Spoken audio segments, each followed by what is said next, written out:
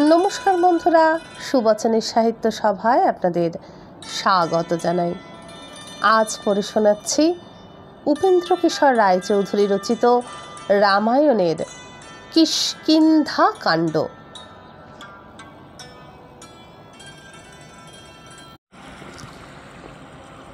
পম্পা নদী পার হইলে ঋষ্যমুখ পর্বত। সেই ঋষ্যমুখ পর্বতের নিকটে বানর দিকের রাজা সুগ্রীব আর কয়েকটি বানর সঙ্গে লইয়া বেড়াইতেছিল। বেড়াইতে বেড়াইতে তাহারা দেখিল যে দুইজন মানুষ সেই দিকেই আসিতেছে। এই দুইজন অবশ্য রাম লক্ষ্মণ ছাড়া আর কেহ নহেন, কিন্তু সুগ্রীবের মনে সর্বদাই বালির ভয় লাগিয়াছিল। বালি তাহাকে রাজ্য হইতে তাড়াইয়া দিয়াছে, আবার কখন হয়তো তাহার লোক আসিয়া তাহাকে মারিবে। এই জন্য রাম লক্ষ্মণকে দেখিয়াই সে ভাবিল বুঝি তাহারা বালিরই লোক। তাই সে সঙ্গের বানর দিগকে ডাকিয়া বলিল, সর্বনাশ হইয়াছে, এই দুইজন নিশ্চয়ই বালির লোক। এই কথা শুনিয়া অন্য বানর দিগের মনেও ভারী ভয় হইল। কিন্তু উহাদিগের মধ্যে হনুমান বলিয়া একজন ছিল। সে বলিল, কিসের ভয়? বালি তো ঋষ্যমুখ পর্বতের দিকে আসিতেই পারিবে না, আর ওই লোক দুটির তো সঙ্গে দেখিতেছি অন্য কোনো মানুষ নেই। তাহা শুনিয়া সুগ্রীব বলিল, ওই দুজনকে দেখিয়া আমার বড়ই ভয় হইতেছে, উহারা বালির লোক হইতেও তো পারে। হনুমান, তুমি একবার গিয়া জানিয়া আইসো না উহারা কিরূপ লোক আর কেন এখানে আসিয়াছে। হনুমান তখন গোফ পরিয়া ভিখারি সাজিয়া রাম লক্ষ্মণের কাছে গিয়া মিষ্ট কথায় বিনয় করিয়া বলিতে লাগিল, মহাশয়, আপনারা কে? কি জন্যই বা এখানে আসিয়াছেন? আপনাদিগকে দেখিলে যেমন তেমন লোক বলিয়া বোধ হয় না। এমন সুন্দর চেহারা, হাতে চমৎকার অস্ত্র, আর শরীরে বোধ হইতেছে যেন কতই জোর। এই ঋষ্যমুখ পর্বত, এখানে বানরের রাজা সুগ্রীব থাকেন। তাহার ভ্রাতা বালি তাহাকে রাজ্য হইতে তাড়াইয়া দিয়াছেন। সেই জন্য তিনি মনের দুঃখে দুঃখে বনে ঘুরিয়া বেড়াইতেছেন। সুগ্রীব খুব বীর আর বড়ই ধার্মিক। তিনি আপনাদের সহিত বন্ধুতা করিতে চাহেন এবং সেই জন্যই আপনাদের নিকট আমাকে পাঠাইয়াছেন। আমি তাহার মন্ত্রী। আমার নাম হনুমান। আমি পবনের পুত্র, জাতিতে বানর। হনুমানের কথা শুনিয়া রাম লক্ষ্মণ বলিলেন, আমি সুগ্রীবকে খুঁজিতেছি। এমন সময় তাহার মন্ত্রী আসিয়া উপস্থিত হইল। লোকটি অতিশয় বিদ্বান, বুদ্ধিমান আর বীর বলিয়া বোধ হইতেছে। ইহার কথাগুলি কি মিষ্ট আর কেমন শুদ্ধ! এতক্ষণ কথা কহিল, তবুও একটা পাড়াগে কথা উহার মুখ দিয়া বাহির হইল না। লক্ষ্মণ, তুমি ইহার সঙ্গে কথাবার্তা বলো। তখন লক্ষ্মণ বলিলেন, আমরাও সুগ্রীবকেই খুঁজিতেছি। আমরা অযোধ্যার রাজা দশরথের পুত্র। ইহার নাম রাম, আমার নাম লক্ষ্মণ। আমি ইহার ছোট ভাই। সৎ মার ছলনায় ইনি আমাকে লইয়া বনে আসিয়াছেন। ইহার স্ত্রী সীতাদেবীও সঙ্গে আসিয়াছিলেন, কিন্তু কোনো দুষ্ট রাক্ষস তাহাকে লইয়া গিয়াছে। আমরা সেই রাক্ষসের কিছুই জানি না। শুনিয়াছি তোমাদের রাজা সুগ্রীব খুব বুদ্ধিমান। হয়তো তিনি সেই রাক্ষসকে জানেন, তাই রাম তাহার সহিত বন্ধুতা করিতে আসিয়াছেন। হনুমান বলিল, সুগ্রীব অবশ্যই ইহার সহিত বন্ধুতা করিবেন আর বানর দিগকে লইয়া সীতাকে খুঁজিবার সাহায্য করিবেন। বালির ভয়ে তিনি বনে বনে ঘুরিয়া বেড়াইতেছেন, সুতরাং আপনাদের আশাতে তাহারও উপকার হইতে পারে। তারপর হনুমান রাম লক্ষ্মণকে পিঠে করিয়া সুগ্রীবের নিকট লইয়া গেল। সুগ্রীব রামের পরিচয় পাইয়া বলিল, রাম, তুমি পৃথিবীর মধ্যে সকলের বড়, আর আমি বানর। তুমি আমার সহিত বন্ধুতা করিতে আসিয়াছ, আমার কি সৌভাগ্য। তখনই হনুমান দুইখানি কাঠ ঘষিয়া আগুন জ্বালিল।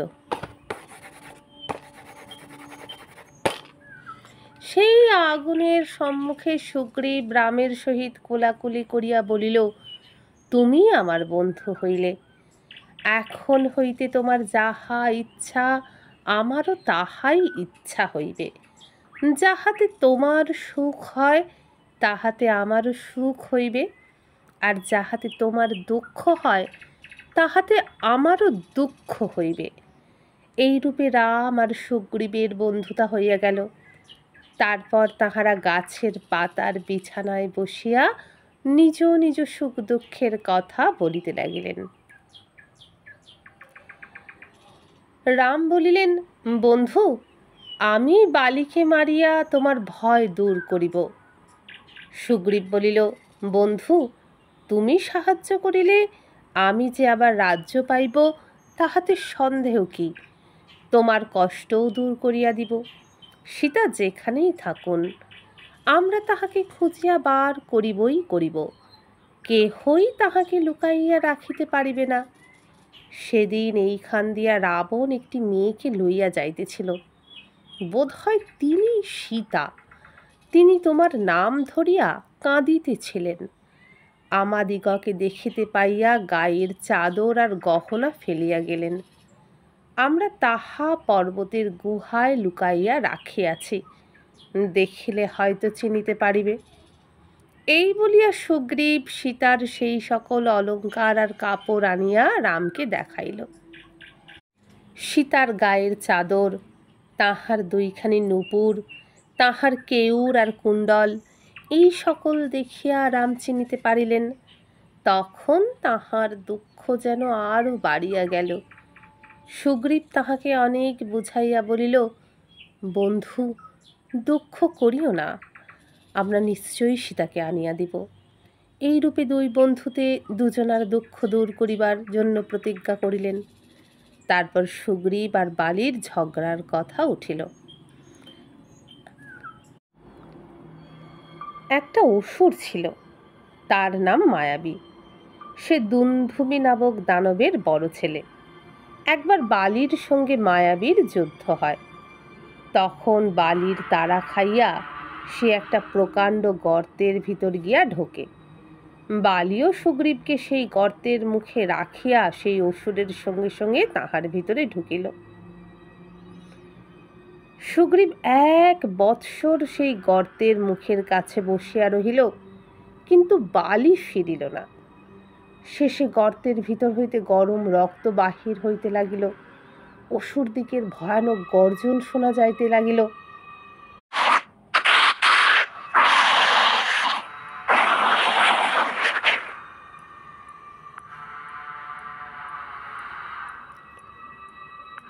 তাহাতে সুগ্রীব মনে করিল, বুঝি বালি মারা গিয়াছে।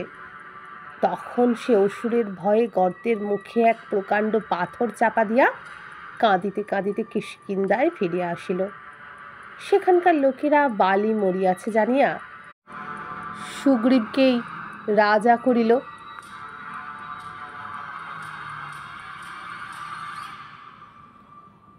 ইহার পর বালি ফিরিয়া আসিয়া দেখিল সুগ্রীব রাজা হইয়াছে।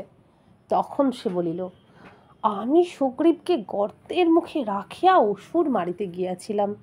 ইহার মধ্যে হতভাগা আমার রাজ্য লইবার ফন্দি করিয়া আমাকে পাথর চাপা দিয়া আসিয়াছে। এই বলিয়া সে সুগ্রীবকে অনেক কষ্ট দিয়া তাড়াইয়া দিল।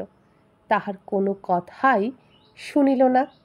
তাহার পর হইতে সুগ্রীব বালির ভয়ে ঋষ্যমুখ পর্বতে আসিয়া বাস করিতেছে। মতঙ্গ মুনির শাপে বালি ঋষ্যমুখ পর্বতে আসিতে পারে না, কাজেই সেখানে থাকিলে সুগ্রীবের ভয় অনেকটা কম। রাম বালিকে মারিবেন শুনিয়া সুগ্রীব খুব সন্তুষ্ট হইল, কিন্তু এই কাজ তিনি করিতে পারিবেন কিনা সে বিষয়ে তাহার মনে সন্দেহ ছিল। বালি যেমন তেমন বীর ছিল না। সকালে উঠিয়া 4 সাগরের জল দিয়া আহ্নিক করিত, পর্বতের চূড়া লইয়া গোলা খেলিত, দুন্দুভি নামে মহিষের চেহারাওয়ালা একখানা অসুর ছিল। সে এমন প্রকাণ্ড ছিল আর তাহার গায়ে এতই জোর ছিল যে কেহই তাহার সঙ্গে যুদ্ধ করিতে সাহস পাইত না। দুন্দুভি সমুদ্রের সঙ্গে যুদ্ধ করিতে গেল। সমুদ্র হাত জোর করিয়া বলিল, পারিব না, আমাকে ছাড়িয়া দিন। হিমালয়ের কাছে গেলে হিমালয় বলিল, আমি কি যুদ্ধ জানি, আমি হার মানিতেছি। তখন দুন্দুভি বলিল, আমি তবে কাহার সঙ্গে যুদ্ধ করিব, শীঘ্র বলো, নইলে তোমাকে গুঁতাইয়া গুঁড়া করিব। হিমালয় বলিল, কিষ্কিন্ধায় বানরদের রাজা বালি থাকেন, তাহার কাছে যাও, তিনি তোমার সহিত যুদ্ধ করিবেন। এই শুনিয়া দুন্দুভি তখনই কিষ্কিন্ধায় আসিয়া বালির দরজার সম্মুখে ভয়ানক গর্জন করিতে লাগিল। গর্জন শুনিয়া বালি সেখানে আসিলে দুন্দুভি বলিল, তোমার সঙ্গে যুদ্ধ করিব। তখন বালি দুই হাতে তাহার দুইটা শিং ছিঁড়িয়া ফেলিল। তাহার পর তাহার লেজ ধরিয়া তাহাকে মাটিতে খালি আছাড়ের পর আছাড়, আছাড়ের পর আছাড়, ঠিক যেমন করিয়া ধোপা কাপড় কাছে। এই রূপে সেটা মার খাইয়া মরিয়া গেলে পর সেই লেজ ধরিয়া ঘুরাইতে ঘুরাইতে তাহাকে একেবারে 4 ক্রোশ দূরে ছুঁড়িয়া ফেলিয়া দিল। সেই সময় দুন্দুভির রক্ত মতঙ্গ মুনির আশ্রমে গিয়া পড়ে। তাহাতে সেই মুনি বালিকে এই বলিয়া অভিশাপ দেন যে সে সেখানে গেলেই মাথা ফাটিয়া যাইবে। মাথা ফাটিবার ভয়ে বালি আর সেখানে আসে না। দুন্দুভির হাড়গুলি তখনও ঋষমুখ পর্বতে পড়িয়াছিল। সুগ্রীব রামকে তাহা দেখাইল। বালির গায়ে কি যেমন তেমন জোর ছিল। 7টা বড় বড় শালগাছ একসঙ্গে ধরিয়া বালি তাহাতে এমনই নাড়া দিতে পারিত যে সেই নাড়াতেই তাহাদের সমস্ত পাতা ঝরিয়া পড়িত। কাজেই বালিকে সুগ্রীব এত ভয় করিত, আর সেই জন্যই রাম তাহাকে মারিতে পারিবেন কিনা সে বিষয়ে তাহার সন্দেহ হইল। তাহার ভয় দেখিয়া লক্ষণ জিজ্ঞাসা করিলেন, আচ্ছা, কি করিলে তোমার বিশ্বাস হইবে যে দাদা বালিকে মারিতে পারিবেন? সুগ্রীব বলিল, ওই যে 7টা তাল গাছ দেখিতেছ, বালি তাহার এক একটাকে একেবারে এপিঠ ও পিঠ করিয়া ফুঁড়িয়া ফেলিতে পারে। রাম যদি ওই দুন্দুভির হাড় 200 ধনু দূরে ফেলিতে পারেন আর বান মারিয়া একটা তাল গাছ ফুটা করিতে পারেন, তবে বুঝিব যে তিনি বালিকে মারিতে পারিবেন। এই শুনিয়া রাম হাসিতে হাসিতে পায়ের বুড়া আঙুল দিয়া দুন্দুভির সেই পাহাড়ের মতো হাড়গুলিকে ঠেলিয়া দিলেন, আর সেগুলি একেবারে 40 ক্রোশ দূরে গিয়া পড়িল। কিন্তু ইহাতেও সুগ্রীবের সন্দেহ গেল না। সে বলিল, এতদিন কিনা হাড়গুলি শুকাইয়া হালকা হইয়া গিয়াছে, এখন তো দূরে ফেলিতেই পারিবে। বালি আস্ত মহিষটাকে ফেলিয়াছিল, সেটা তখন মাংস আর চর্বিতে ভর্তি ছিল, ইহার চেয়ে কত ভারী ছিল। আচ্ছা, একটা তাল গাছ ফুটা করো দেখি। তাহা শুনিয়া রাম একটা বান মারিলেন। সেই বান একেবারে সেই 7টা তাল গাছকে ফুঁড়িয়া পাহাড়টাকে শুদ্ধ ফুঁড়িয়া পাতালে ঢুকিয়া গেল। পাতালে গিয়াও কিন্তু সে থামিল না, থামিল আসিয়া রামের তুনি। তখন সুগ্রীব তাড়াতাড়ি রামের পায়ের ধুলা লইতে পারিলে বাঁচে। সে বুঝিতে পারিল যে ভালো করিয়া রামের এক বান খাইলে বালি নিশ্চয়ই মরিয়া যাইবে। তবে আর কিসের ভয়? এখন কিষ্কিন্ধায় গিয়া বালির সঙ্গে যুদ্ধ বাঁধাইতে পারিলেই কাজ হইবে। সুতরাং সকলে মিলিয়া কিষ্কিন্ধায় আসিল। সেইখানে আসিয়া সুগ্রীব কোমরে কাপড় জড়াইয়া আকাশ ফাটাইয়া চিৎকার করিতে লাগিল, কোথায় গেলে দাদা? আইসো দেখি এইবার যুদ্ধ করি। তাহা শুনিয়া রাগে বালির রক্ত গরম হইয়া উঠিল। সে কি আর বসিয়া থাকিতে পারে? তখনই দাঁত কর্মর করিতে করিতে ঝড়ের মতন আসিয়া উপস্থিত। দুজনে কি ভয়ানক যুদ্ধ হইল তাহা কি বলিব। কিল আর চরের চোটে দুজনের মুখ দিয়াই রক্ত উঠিতে লাগিল। এদিকে রাম বড়ই ভাবনায় পড়িয়াছেন। বালি আর সুগ্রীব দেখিতে একই রকম। তিনি মনে করেছিলেন যে যুদ্ধের সময় বালিকে বাণ মারিবেন, কিন্তু এখন কোনটা যে বালি তাহা তিনি বুঝিতে পারিতেছেন না। বাণ মারিলে তাহাতে বালি না মরিয়া যদি সুগ্রীব মরিয়া যায় তবে তো সর্বনাশ। কাজেই তখন আর বাণ মারা হইল না। সে যাত্রা সুগ্রীবকে কেবল অনেকগুলি কিল চর খাইয়াই হাঁপাইতে হাঁপাইতে ঋষ্যমুখ পর্বতে পালাইয়া আসিতে হইল। সেখানে আসিয়া সে রামকে বলিল, বন্ধু, এই বুঝি তোমার কাজ? তোমার কথায় আমি বালির সঙ্গে যুদ্ধ করিতে গিয়া এতগুলি মার খাইয়া আসিলাম, আর তুমি চুপ করিয়া তামাশা দেখিলে। তখন রাম তাহাকে বোঝাইয়া বলিলেন, বন্ধু, রাগ করিও না। আমি যে কেন বাণ মারি নাই তাহা শোনো। তুমি আর বালি দেখিতে ঠিক একই রকম, কাজেই তোমাদের কোনটিকে আমি কিছুই বুঝিতে পারি নাই। বালিকে মারিতে গিয়া যদি তোমাকে মারিয়া ফেলিতাম তাহা হইলে লোকে আমাকে কি বলিত? তুমি আবার যুদ্ধ করিতে যাও, আর এমন একটা কোনো চিহ্ন লইয়া যাও যাহাতে আমি তোমাকে চিনিতে পারি। তাহা হইলে দেখিবে এক বাণেই আমি বালিকে মারিয়া ফেলিব। এই কথা বলিয়া তিনি লক্ষ্মণকে বলিলেন, লক্ষ্মণ, তুমি ফুল শুদ্ধ ওই নাগ পুষ্পী লতাটি আনিয়া সুগ্রীবের গলায় বাঁধিয়া দাও। লক্ষ্মণ তাহাই করিলেন। এইবার সুগ্রীবের মনে খুবই সাহস, সুতরাং সে আগের চেয়ে অনেক বেশি করিয়া চাঁচাইতে লাগিল। তাহা শুনিয়া বালিও বাহির হইয়া আসিতে বিলম্ব করিল না। রাগে দুইজনেই সমান। বালি আসিয়াই বলিল, ঘুষি মারিয়া তোর মাথা গুঁড়া করিয়া দেব। আর যুদ্ধ হইল যেমন তেমন। কিল চর লাথি গোঁতা আঁচড় কামড় কোনোটারই ত্রুটি নাই। তারপর আবার গাছ পাথর লইয়াও যুদ্ধ হইল, কিন্তু বালির গায়ে জোর বেশি থাকাতে শেষে সুগ্রীব কাবু হইয়া পড়িতে লাগিল। এমন সময় রামের বাণ ভয়ানক শব্দে বালির বুকে আসিয়া বিঁধিল। বাণের ঘায়ে বালিকে মাটিতে পড়িতে দেখিয়া রাম লক্ষ্মণ তাহার নিকট ছুটিয়া আসিলেন। তখন বালি রামকে অনেক গালি দিল। রাম বলিলেন, তুমি দুষ্ট লোক, তোমাকে মারাতে আমার কোনো অন্যায় হয় নাই। আমার বন্ধুর নিকট আমি প্রতিজ্ঞা করিয়াছিলাম যে তোমাকে মারিব, কাজেই তোমাকে মারিয়াছি। বালিকে মারিয়া বন্ধুর উপকার করিয়াছেন, ইহাতে রামের মনে কষ্ট না হইতে পারে।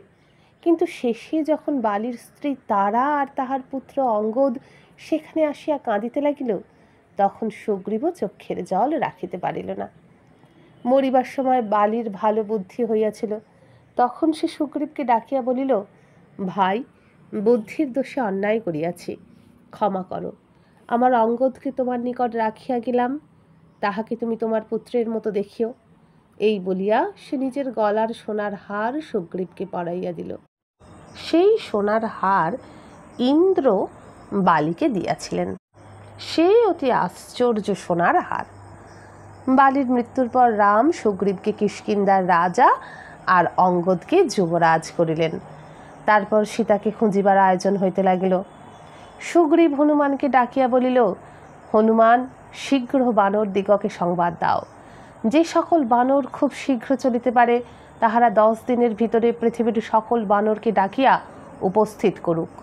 মহেন্দ্র পর্বতে, হিমালয়ে, বিন্ধ্যাচলে, কৈলাসে আর মন্দর পর্বতে যে সকল বানর আছে, সমুদ্রের পাড়ে, উদয় পর্বতে আর অস্ত পর্বতে, অঞ্জন পর্বতে আর পদ্মাচলে কালো কালো হাতির মতন যে সকল বানর আছে, পর্বতের গুহার ভিতরে, সুমেরুর পাশে যে সকল বানর আছে, আর মহারুণ পর্বতে যে সকল ভয়ঙ্কর বানর আছে, আমাদের দূতেরা তাহাদের সকলকেই এখানে ডাকিয়া আনুক। তখনই চারিদিকে দূত সকল ছুটিয়া চলিল, আর দেখিতে দেখিতে পৃথিবীর সকল বানর আসিয়া কিষ্কিন্ধায় উপস্থিত হইল। অঞ্জন পর্বত হইতে আসিল 3 কোটি বানর, কৈলাস হইতে আসিল 1000 কোটি, অস্তাচল হইতে 10 কোটি। হিমালয়ের বানর ফল খায়, কিন্তু সিংহের মতন জোরালো সেই বানর 1000 খর্ব গর্জন করিতে করিতে আসিয়া উপস্থিত হইল তাহারা। বিন্ধ্য পর্বতের কালো বানর 1000 কোটি আসিল।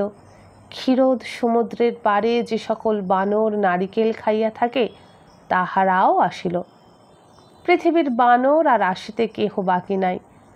তাহা ছাড়া কিষ্কিন্ধায় কত কোটি বানর আছে তাহার হিসাব কে করিবে।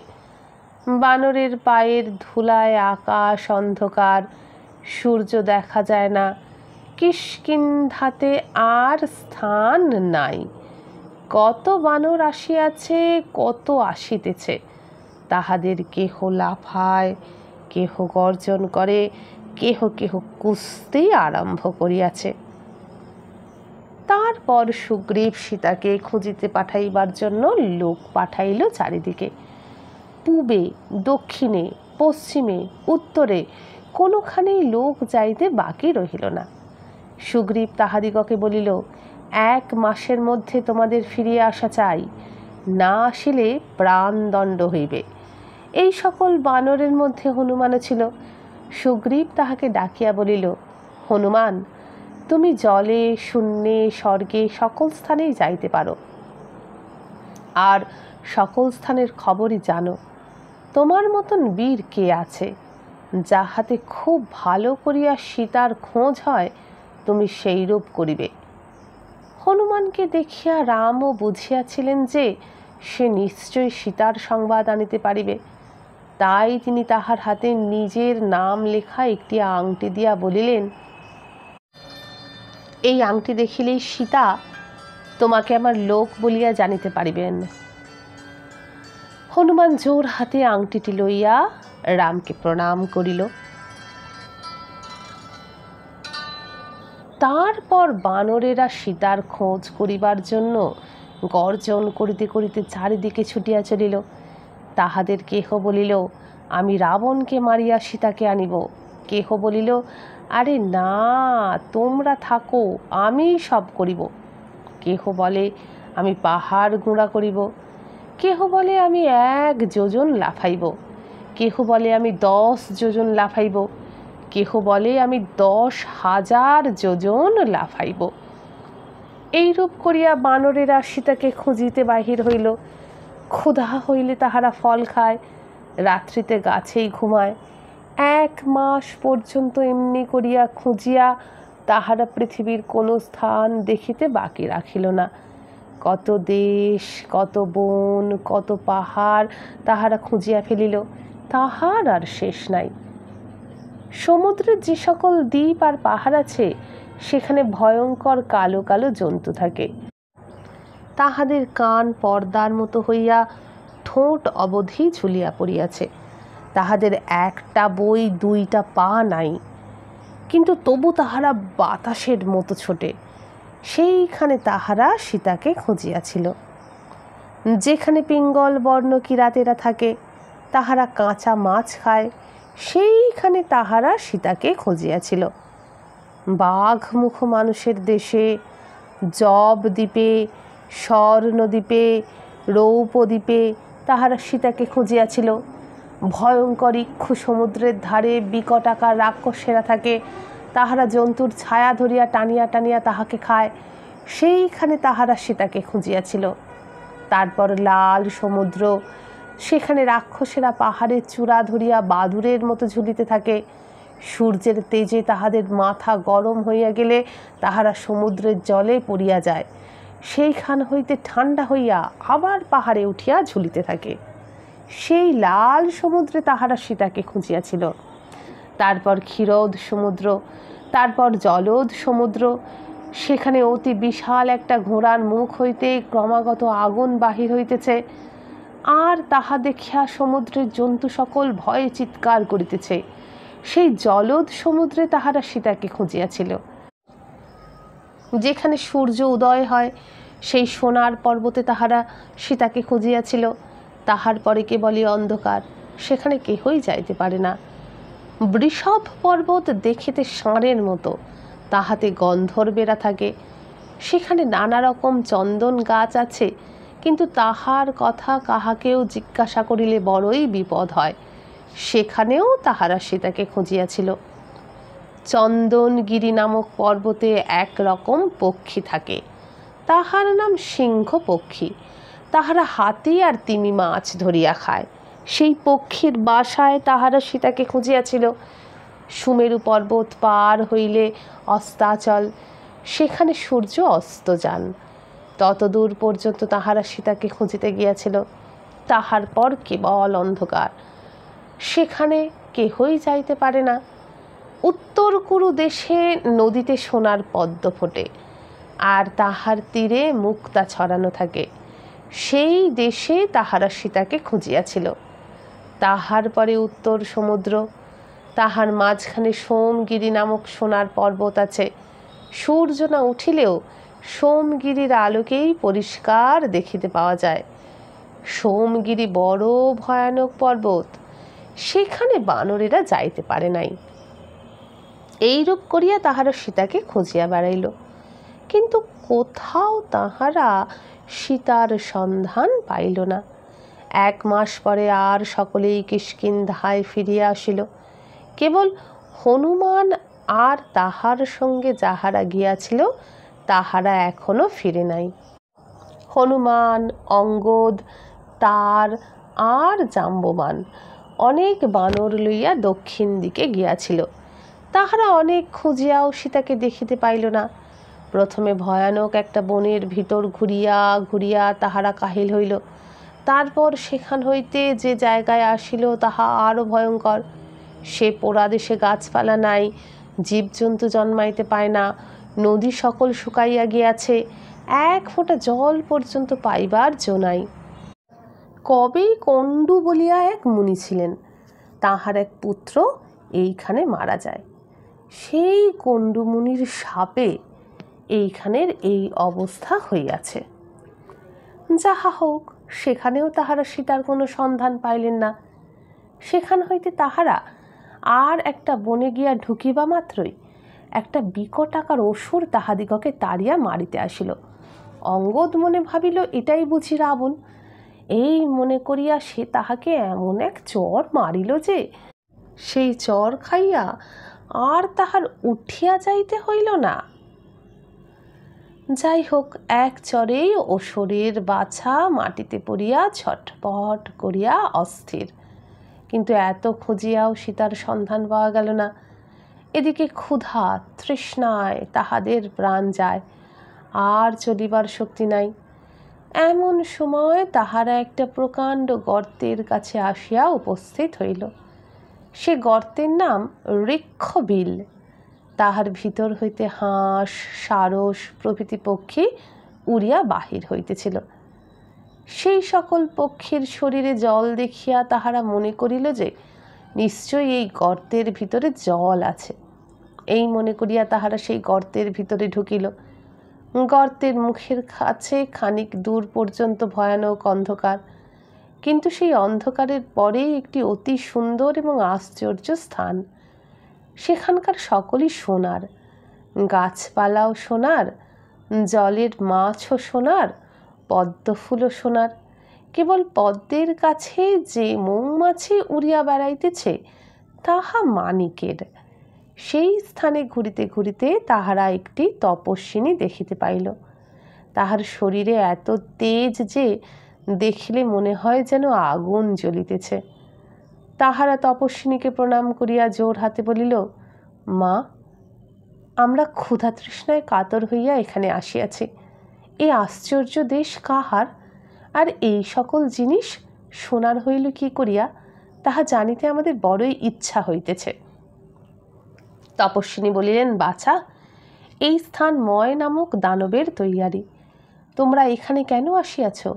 ইহা যে অতি ভয়ঙ্কর স্থান। এই বলিয়া তিনি নানা রকম মিষ্ট ফল আর ঠান্ডা জল আনিয়া বানর দিগকে খাইতে দিলেন। বানরেরা তাহা খাইয়া তাহাকে অনেক ধন্যবাদ দিল। এদিকে আর এক নতুন বিপদ উপস্থিত। সেই গর্তের ভিতরে ঘুরিয়া ঘুরিয়া তাহাদের 1 মাস চলিয়া গেল, তবুও তাহারা বাহিরে আসিবার পথ পায় না। তাহা দেখিয়া সেই তপস্বিনী তাহাদিগকে বলিলেন, বাছা সকল, এই গর্তের ভিতর একবার আসিলে কেহই জীবন্ত বাহির হইয়া যাইতে পারে না। যাহা হোক, তোমাদের কোনো ভয় নাই, তোমরা খানিক চোখ বুজিয়া থাকো, আমি তোমাদিগকে বাহিরে লইয়া যাইতেছি। এই কথা শুনিয়া বানরেরা সেখানে চোখ বুজিয়া রইল। তারপর চাহিয়া দেখিল যে তাহারা বাহিরে বিন্ধ্য পর্বতের কাছে আসিয়া উপস্থিত হইল। নিকটে সমুদ্র, তাহার গর্জন শোনা যাইতেছে। গর্তের বাহিরে আসিয়া কিন্তু তাহাদের এতটুকু আনন্দ হইল না, বরং নানা চিন্তায় তাহাদের মন অস্থির হইয়া উঠিল। তাহাদের তখন বারবার এই কথা মনে হইতে লাগিল, এখন দেশে গিয়া কি বলিব, 1 মাস তো চলিয়া গেল, কিন্তু হায়, সীতার কোনো সংবাদই তো পাওয়া গেল না। এখন কোন মুখে দেশে ফিরিব? সুগ্রীব আগেই বলিয়াছিলেন যে 1 মাসের ভিতর না ফিরিলে তিনি মারিয়া ফেলিবেন, কাজে আর কিসের ভরসায় বা দেশে ফিরিব? তাহার চেয়ে এইখানে না খাইয়া মরা অনেক ভালো। সুতরাং তাহারা স্থির করিল যে তাহারা আর দেশে না গিয়া সেইখানে না খাইয়া মরিবে। এইরূপে মরিবার জন্য প্রস্তুত হইয়া তাহারা খাওয়া দাওয়া ছাড়িয়া দিয়া দক্ষিণ মুখে সমুদ্রের ধারে বসিয়া রহিল। তখন তাহাদের কান্না ছাড়া আর কোনো কাজ রহিল না। তাই তাহারা রামের কথা, সীতার কথা, জটায়ু পাখির কথা আর নিজেদের সুখ দুঃখের কথা বলিয়া কাঁদিতে লাগিল। সেই বিন্ধ্য পর্বতের উপরে জটায়ুর দাদা সম্পাতি পাখি থাকিত। সে বানর দিগকে দেখিয়া বলিল, অনেক দিন পর আমার জন্য এতগুলি খাবার জিনিস আসিয়া উপস্থিত হইয়াছে, আমার বড়ই ভাগ্য। এই সকল বানরের এক একটা মারিব আর খাইব। এই কথা শুনিয়া অঙ্গদ হনুমানকে বলিল, ওই দেখো, যম নিজেই পাখি সাজিয়া আমাদিগকে লইতে আসিয়াছেন। আমাদের প্রাণ গেল, তবু রামের কাজ হইল না। জটায়ু যুদ্ধ করিয়া সীতার জন্য প্রাণ দিয়াছিলেন, জটায়ুই সুখী। জটায়ুর নাম শুনিয়া সম্পাতি কাঁদিতে কাঁদিতে বলিল, হায়, কে তোমরা? আমার প্রাণের ভাই জটায়ুর মৃত্যুর কথা বলিতেছ। জটায়ু কেমন করিয়া মরিল? আমার পাখা পুড়িয়া গিয়াছে, আমি উড়িতে পারি না, তোমরা আমাকে ধরিয়া নামাও।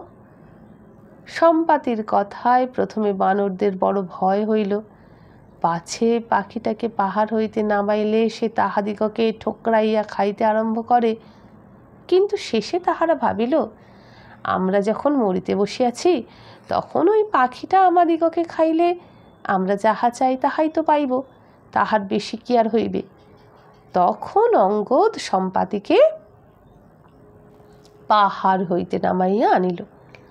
তারপর নিজের পরিচয় দিয়া রামের বনবাসের কথা, সীতাকে লইয়া যাইবার কথা, জটায়ুর মৃত্যুর কথা, সুগ্রীবের আবার রামের বন্ধুতার কথা, বালির মৃত্যুর কথা, সীতাকে খুঁজিবার কথা এক এক করিয়া সকলেই তাহাকে বলিল।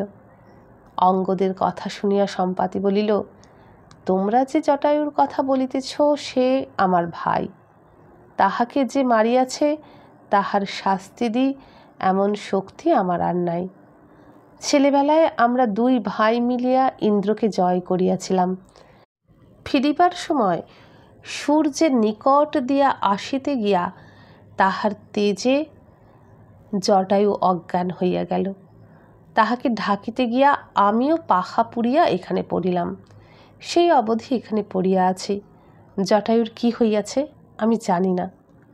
ইহা শুনিয়া অঙ্গদ বলিল, রাবণ কোথায় থাকে তুমি জানো কি? সম্পাতি বলিল, একদিন রাবণকে আমি একটা মেয়েকে লইয়া যাইতে দেখিয়াছি। সেই মেয়েটি হা রাম, হা লক্ষণ বলিয়া কাঁদিতেছিলেন। বোধহয় তিনি সীতা। সামনের এই সমুদ্র 100 যোজন চওড়া, তারপর লঙ্কাদ্বীপ, সেই লঙ্কায় রাবণের বাড়ি। তোমরা এই সমুদ্র পার হইয়া লঙ্কায় যাও, আমি নিশ্চয়ই বুঝিতেছি তোমরা সেখান হইতে ভালোই ভালোই ফিরিয়া আসিতে পারিবে। তারপর রাবণ সীতাকে লইয়া যাইবার সময় আমার পুত্র সুপার্শ্ব তাহার পথ আটকাইয়াছিল, কিন্তু রাবণ মিনতি করাতে ছাড়িয়া দিল। আমার পাখা নাই, আমি আর কি করিতে পারি? আমি কেবল মুখের কথা বলিয়াই রামের উপকার করিব। তোমরা আর বিলম্ব করিও না, যাহা করিলে রামের কাজ হইতে পারে তাহা করো। এই কথা বলিয়া সম্পাতি আবার বলিল, সীতাকে যে রাবণ লইয়া যাইবে এ কথা নিশাকর নামে এক মুনি আমাকে অনেকদিন আগেই বলিয়াছিলেন। 8000 বৎসর আগে এখানে নিশাকর মুনির আশ্রম ছিল। ছেলেবেলায় আমি আর জটায়ু তাহাকে প্রণাম করিতে যাইতাম। তিনি আমাদিগকে বড়ই স্নেহ করিতেন। আমার যখন পাখা পুড়িয়া গেল তখন তিনি বলিলেন, তুমি দুঃখ করিও না, তোমার আবার পাখা গজাইবে। তুমি এখান হইতে কোথাও যাইও না। আমি তপস্যা করিয়া জানিয়াছি যে রাজা দশরথের পুত্র রামের স্ত্রী সীতাকে রাবণ চুরি করিয়া লইয়া যাইবে।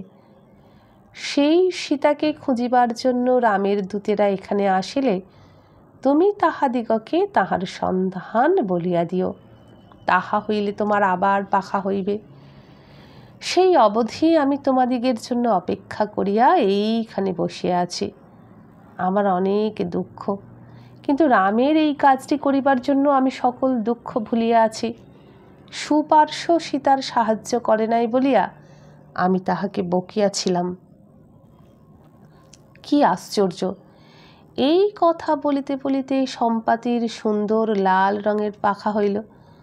তখন সে বানর দিগকে ডাকিয়া বলিল, দেখো দেখো, মুনির বরে আমার আবার পাখা হইয়াছে, আর গায়ে যেন আমার সেই প্রথম বয়সের মতো জোর হইতেছে। তোমরা চেষ্টা করো, নিশ্চয়ই নিশ্চয়ই সীতার সন্ধান পাইবে। এই বলিয়া সম্পাতি আনন্দে নীল আকাশে উড়িয়া চলিয়া গেল। তাহা দেখিয়া বানর দিগের মনেও আশা হইল। তাহা আর কি বলিব, তাহারা নিশ্চয়ই বুঝিতে পাইল যে সীতার খবর এইবার নিশ্চয়ই পাওয়া যাইবে।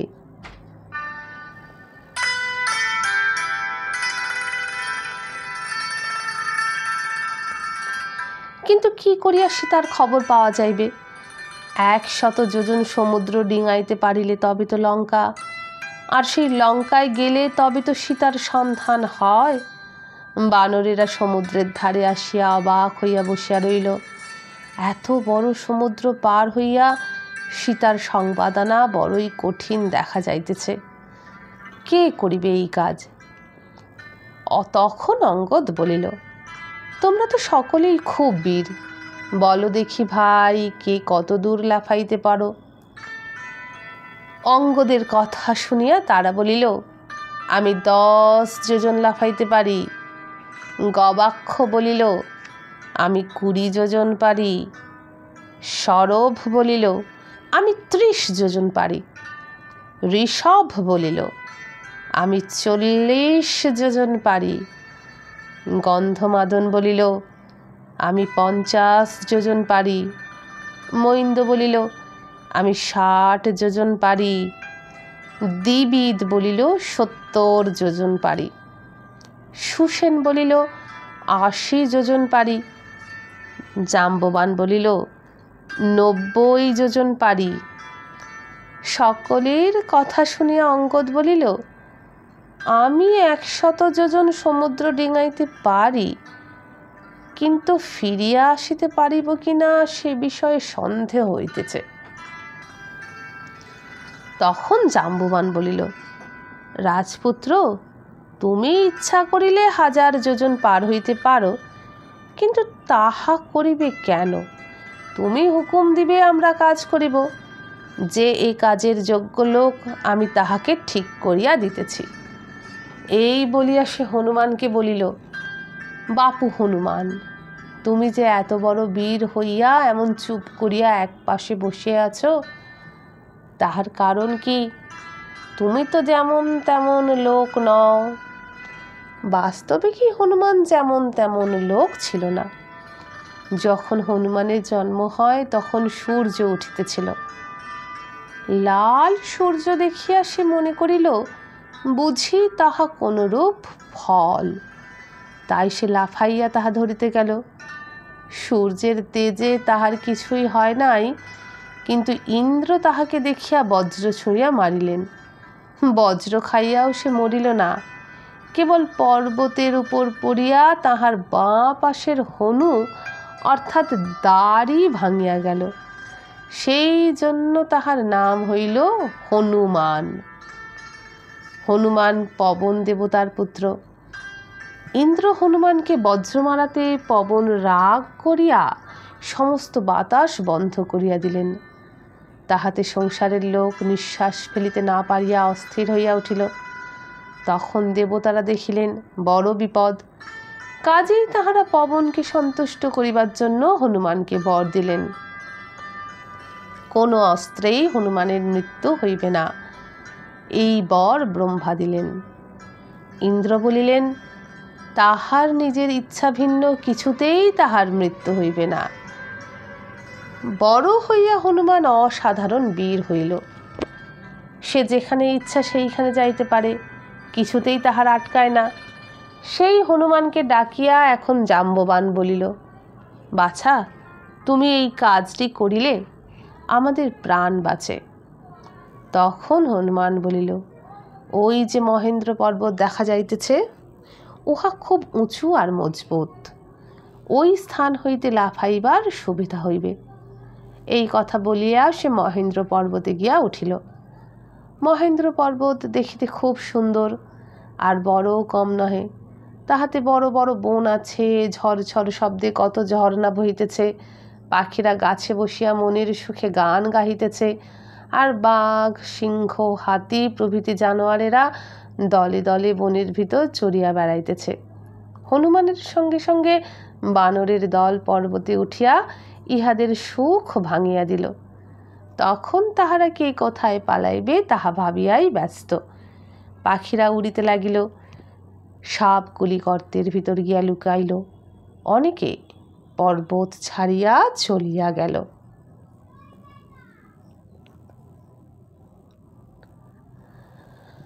বন্ধুরা, এখানেই শেষ হয়ে গেল আজকের কিষ্কিন্ধা পর্ব। কেমন লাগছে কমেন্ট করে অবশ্যই জানাবেন।